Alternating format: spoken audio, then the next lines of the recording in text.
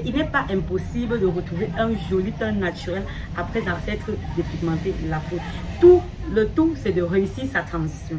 De savoir si elle a blanchi sa peau, si elle a utilisé le Njansang sur sa peau ou bien si elle a utilisé le Choco comme elle l'appelle sur sa peau. Est-ce qu'elle doit aussi s'exfolier la peau toutes les semaines comme je l'ai recommandé ici? La réponse dans un moment.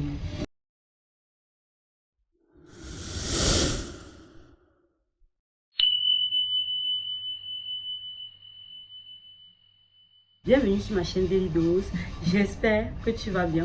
Aujourd'hui, je fais cette vidéo pour répondre à une question concernant la vidéo précédente où je demandais d'exfolier la peau, de s'exfolier la peau au moins une fois par semaine selon le type de peau. J'ai reçu une question très pertinente d'ailleurs. Je crois que les explications, cette question mérite plus d'explications.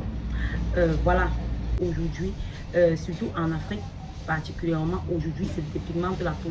Donc cette question s'adresse à beaucoup de personnes ici et d'ailleurs. Donc je te prie de partager la vidéo afin que la sensibilisation continue, la sensibilisation contre la dépigmentation continue et aussi pour aider une ou deux personnes qui sont dans le besoin à avoir une réponse claire à leurs préoccupations. Parce que cette préoccupation qu'elle a, c'est la préoccupation de beaucoup d'autres personnes. Ayant pris conscience que les dangers que représente la dépigmentation sur ta peau, tu te poses pratiquement 1001 questions, surtout lorsqu'on pose des astuces pour des exfoliations naturelles. Tu te dis, bon, est-ce que moi aussi je peux faire ça? Est-ce que je peux faire ou est-ce que je ne peux pas faire? Cette vidéo est destinée à répondre à une question claire, celle de l'une de nos abonnés ici, de l'une de nos amies qui aimerait savoir si quelqu'un a fait la dépigmentation, si quelqu'un a fait communément ce qu'on appelle le Njansang ou alors le blanchiment de sa peau et qu'elle souhaite revenir à l'état initial et sa peau est déjà assez sensible. Qu'est-ce qu'elle est censée faire? Est-ce qu'elle est censée continuer à s'exfolier? Je voulais préciser ici qu'il n'est pas impossible de retrouver un joli teint naturel après s'être dépigmenté la peau. Le tout, c'est de réussir sa transition. Pour une bonne transition, il faut respecter les consignes. J'ai déjà fait une vidéo à ce sujet, histoire de parler un peu de quelles sont les techniques à appliquer lorsqu'on veut passer de la dépigmentation de la peau au retour à l'état initial de sa peau. Tu peux aller également regarder cette vidéo, prendre la décision d'arrêter de jeter à la poubelle tous les produits blanchissants qui se trouvent dans vos routines soins. Et ensuite, vous allez prendre la résolution de réparer votre peau. Est-ce que dans la routine soin, il doit avoir le gommage? Je dirais non. Je vais vous expliquer pourquoi. Durant sa période de transition, il faut éviter de s'exfolier la peau. La peau est déjà assez sensible. On l'a agressée avec des produits dépigmentants de toutes sortes. Il faut éviter de continuer à l'agresser davantage. Comme je le dis, le rôle du gommage, c'est d'éliminer toutes les couches de saleté, des peaux mortes qui se trouvent à la surface de la peau. Généralement, les produits blanchissants raclent toute la couche de protection là qui est à la surface. Ce qui fait que les pores sont à découvert. Donc, bienvenue toutes sortes de maladies. Donc, pendant ta période de transition, il est strictement interdit pour toi d'utiliser le gommage. Le gommage, ça ne veut pas dire que tu vas arrêter de faire les soins. Tu vas arrêter de faire les soins parce qu'entre temps, tu vas marcher au soleil, il y aura tous les images qui vont se déposer sur ta peau. Je te donne ici une petite astuce pour passer ta transition sans faire les gommages et sans en payer le coût. Tu vas faire tout simplement un masque à base d'aloe vera et du miel. Donc tu prends de l'aloe vera et puis le miel, tu fais un masque. De temps en temps, tu vas mettre ça sur ta peau, tu vas laisser poser, même 30 ou 15 minutes. Ensuite, tu vas rincer. Tu fais ce masque une fois par semaine ou 2 fois par semaine. Ça te permet en fait quelque chose de régénérer la peau. J'ai fait une vidéo par rapport à l'aloe vera, histoire de vous montrer à peu près à quoi ça peut. Le miel aide à la réparation de la peau, à la cicatrisation, à la régénération des cellules, tout comme l'aloe vera. L'aloe vera va stimuler le collagène pour rétablir l'équilibre au niveau de la plante de vertu.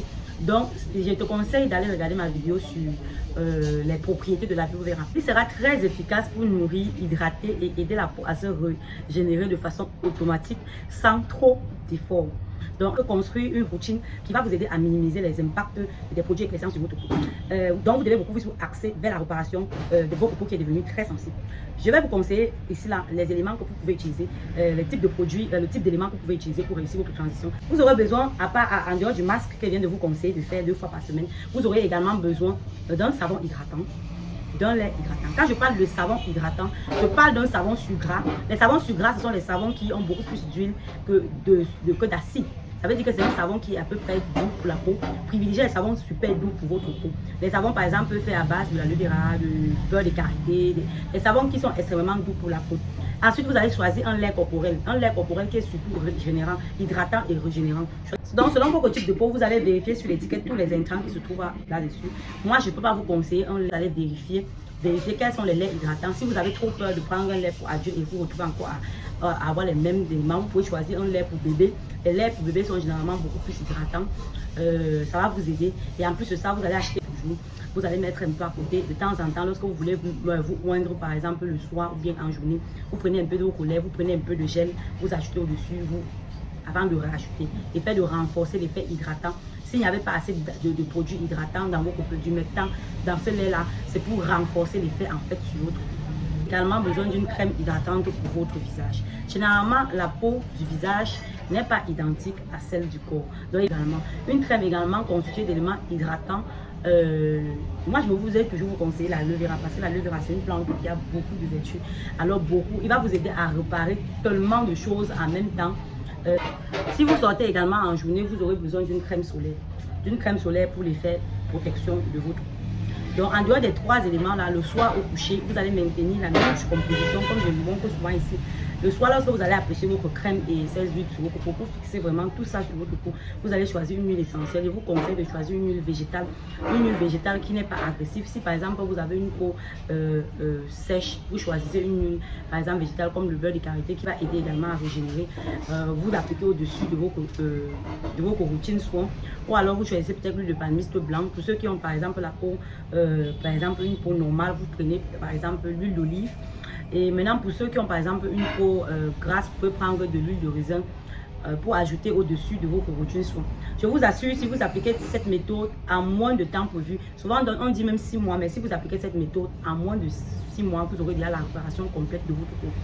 Et si après avoir utilisé tous ces éléments-là, vous n'arrivez toujours pas à retrouver l'équilibre de votre peau, je vous conseille ici de consulter un spécialiste, de demander à ce qu'on vous formule des produits spécialisés pour vos petites peaux.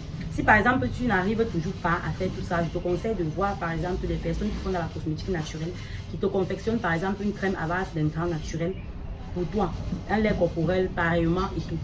Donc c'est toujours mieux de se faire conseiller lorsqu'on est dans une situation pareille, au lieu de se mettre à changer d'aller de produit en produit. Ça ne vous sera pas utile en quelque sorte. Au fin de cette vidéo, j'ai pu répondre à une de tes questions et apporter également les éclaircissements et apporter certains éléments de réponse qui vont t'aider également dans la régénération de ta peau si tu es dans ce contexte. Également pour tous ceux qui écoutent la vidéo et qui sont dans la posture des personnes qui veulent blanchir leur peau ou alors qui sont en train de blanchir leur peau, je vous conseille d'arrêter tout de suite et de reprendre la même méthode que je viens d'expliquer ici. Ça va beaucoup et alors beaucoup vous aider.